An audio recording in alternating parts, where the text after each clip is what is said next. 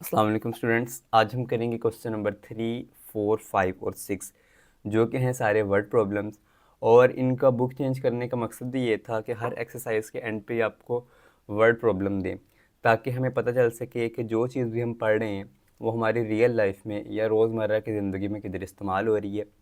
तो स्टार्ट करते हैं हम क्वेश्चन नंबर 4 से।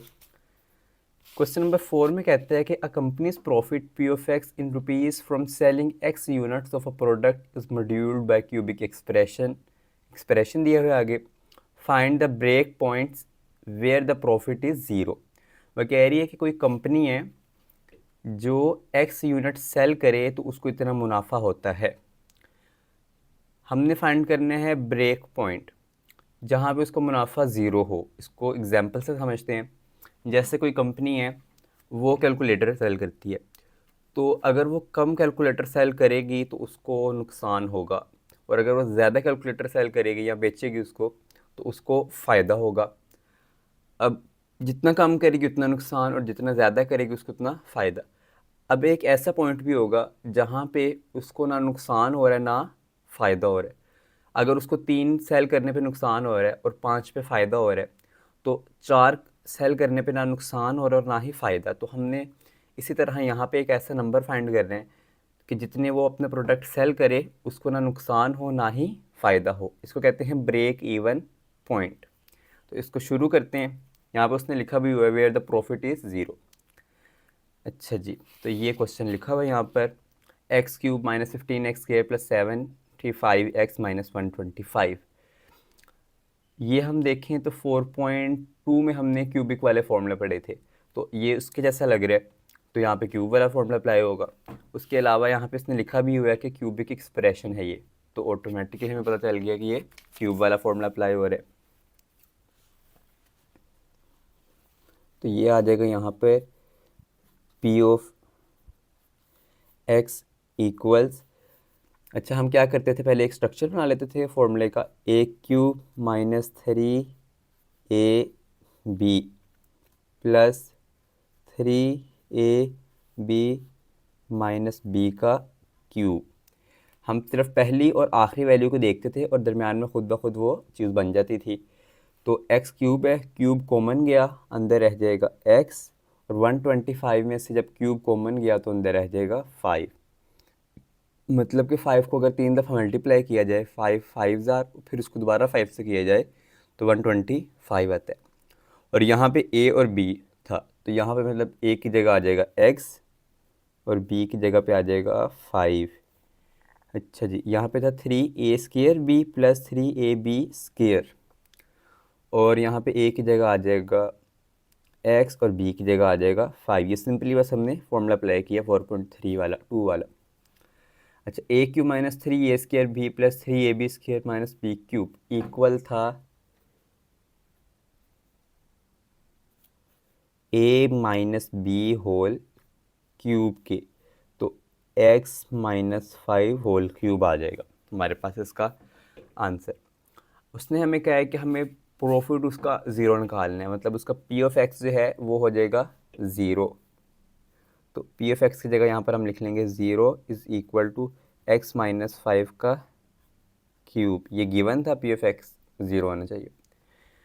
अब हमने एक्स की वैल्यू निकालनी है। एक्स मतलब वो प्रोडक्ट निकालने, प्रोडक्ट के नंबर निकालने। अच्छा, तो आस्ता आस्ता उसको सॉल्व करते हैं। पहले क्यूब को ख़त्म करेंगे। उसका तरीका होता है कि हम दोनों तरफ जो है ना क्यूब रूट ले लेते हैं। तो यहाँ पे मैं लिख लूँगा taking cube root on both sides. तो इधर ज़ीरो का क्यूब रूट और इधर जो है इसका क्यूब रूट आ जाएगा।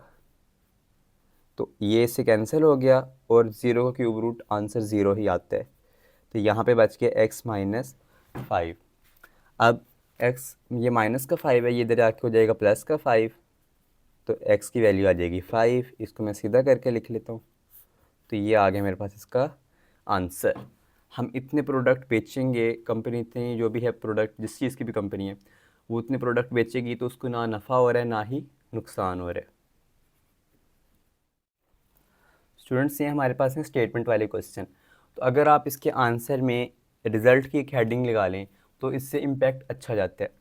तो हमने यहाँ पे लिखा है रिज़ल्ट कि हमारा फाइनल हासिल क्या है।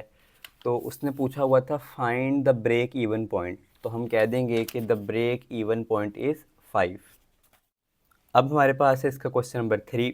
ये भी सेम उसी तरह का इकोनॉमिक का क्वेश्चन है। कह रहे हैं कि a investor returns are of x in rupees after investing X 1000 rupees is given by quadratic expression. Factorise the expression and find the investment levels that result in zero return. कह रहे हैं कि एक बंदा है, वो अपने कारोबार पे अगर इतने 1000 रुपये लगाता है, एक्स 1000 रुपीज़ लगाता है, तो उसको उसका जो बदल है वो इतना मिलता है। आर ऑफ एक्स उसको आउटपुट मिलता है। अगर इतने पैसे लगाएगा तो बदले में उसको इतने पैसे मिलेंगे। तो ये हमारे पास एक फंक्शन बना हुआ है। हमने फाइंड करना है एक ऐसी अमाउंट जहाँ पे वो पैसे लगाए और उसको उसके रिज़ल्ट में ना नफ़ा हो ना ही नुकसान हो, तो जहाँ पे उसको आउटपुट ज़ीरो मिले। तो इसको हम फाइंड करते हैं। सेम इसको हम फैक्टराइजेशन से सॉल्व करेंगे। अच्छा, इस पूरी वैल्यू में माइनस कॉमन आ रहा है। जब बिल्कुल शुरू में माइनस हो तो हम उसको कॉमन ले लेते हैं। माइनस कॉमन आ गया और यहाँ पे रह जाएगा अंदर वाली वैल्यूज़ के साइन चेंज हो जाएंगे। ये माइनस था, ये प्लस, ये प्लस था, ये -6x, और ये माइनस था तो ये +8। अच्छा जी, और साथ हम आर ऑफ एक्स की जगह ज़ीरो भी लिख लेते हैं, क्योंकि उसने हमें कहा कि हमने ऐसी पॉइंट फाइंड करना है जहाँ पे हमारा आउटपुट ज़ीरो आए। तो इसको हम आर ऑफ एक्स लिख लेते हैं ज़ीरो।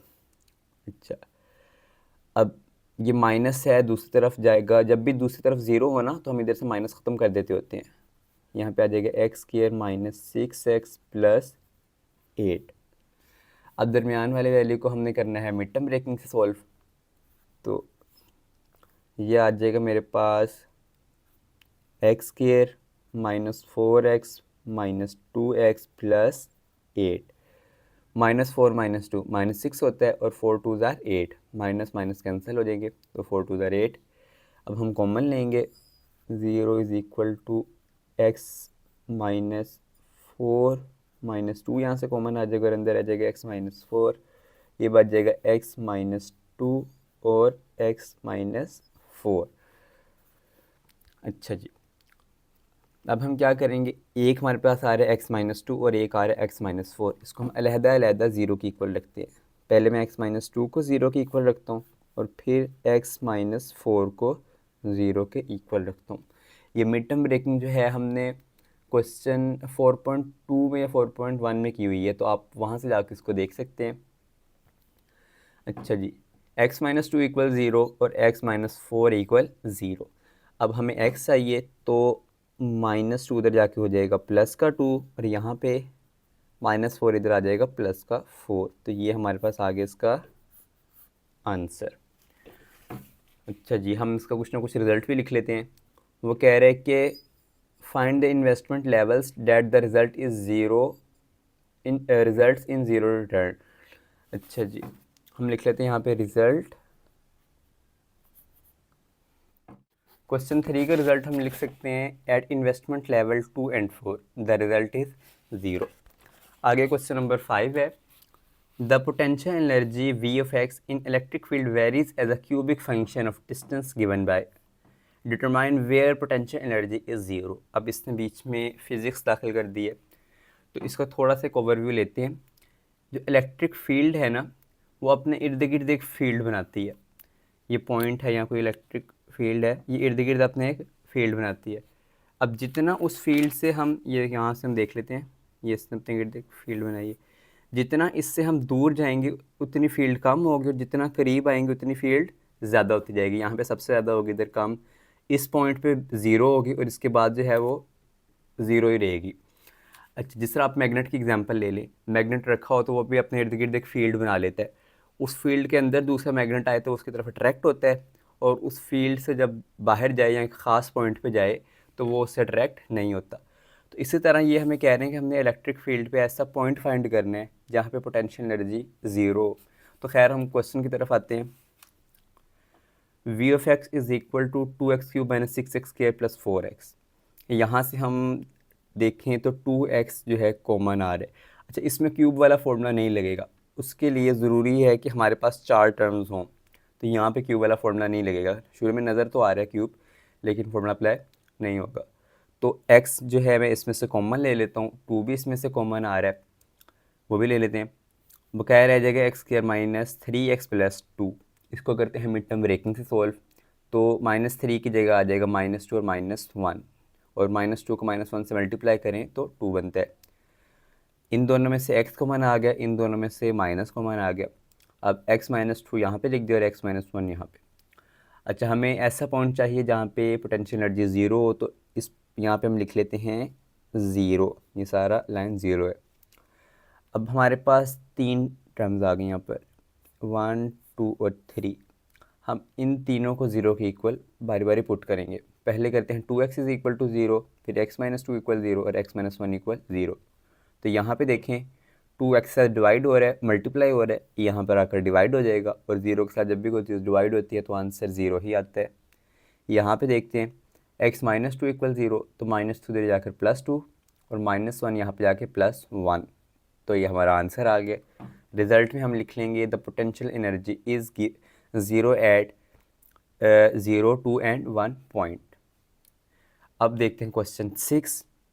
ये आपको थोड़ा सा मैं समझा देता हूँ, और इसकी आपने प्रैक्टिस खुद ही करनी है। इसका सोल्यूशन डिस्क्रिप्शन में मौजूद है, आप वहाँ से जाकर अपना आंसर मैच कर सकते हैं, अपना सोल्यूशन जो है वो मैच कर सकते हैं। तो क्वेश्चन 6 कहता है in structural engineering the deflection y of x of a beam is given by this equation gives the vertical deflection at any point along B, find the point of zero deflection. ये उसने कोई civil engineering का question बीच में डाला हुआ है। तो हम क्वेश्चन की तरफ वापस आते हैं। y of x equal 2x² minus 8x plus 6। तो इसके अंदर से 2 कॉमन आ रहा है, 2 हम कॉमन ले लेंगे। अब 2 जब इस साइड पे जाएगा तो 0 से 2 डिवाइड होके वो 0 ही बन जाएगा। अब ये हमारे पास आ गया x² माइनस 4x प्लस 3।